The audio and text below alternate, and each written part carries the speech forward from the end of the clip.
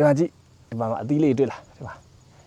ဘာသီးတော့သိလားဘာသီးလို့ခေါ်လဲသိလားအပင်ပြလိုက်ဘာသီးလဲသိလားအဲ့ဒါဟုတ်တချင်းရှိရလေ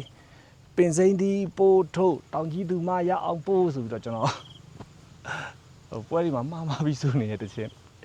အဲ့တချင်းလေးကအတီးပင်စိမ့်သီးလို့ခေါ်တယ်ဒါတော့ဒီချင်းတော့ဒါလောက်စလုံးလောက်လေးရှိသေးရပါတော့နောက်တစ်လလောက်နေကုတီလုံးလောက်ဖြစ်လာမယ်အဲ့ချိန်ကျရင်သူကဝင်းလာတာနောက်အဲ့တစ်လောက်10လောက်ဆွမ်းသွားပြီဆိုရင်စားလို့ရပြီချင်းလေးတဘာဝပေးတဲ့ချင်းသီးပေါ့နော်တော်ကောင်းတယ်သူကချင်းပြုံးလေးနဲ့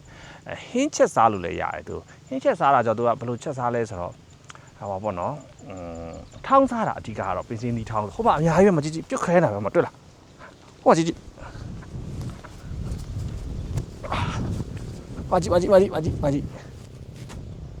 မကြည့်ပြုတ်ခဲနေတာပဲမကြည့်ဟာခုကတော့စားလို့မရသေးဘူးခုလေးကတော့အချင်းတက်ထွက်နေဒါပေမဲ့နည်းနည်းကြီးသွားရင်အဲ့ပင်စိမ့်သီးကိုဟောလေငရုတ်တီးရယ်ငပိရယ်ထောင်းပြီးတော့စပယ်လင်လေးပါနည်းနည်းထည့်ထားအားလေးနဲ့ပဲဟင်းလေးနဲ့ဆိုအရန်ကောင်းတာမိုးရီကြလိုက်နင်းအော်စမူတီပါမယ်တမလာတမ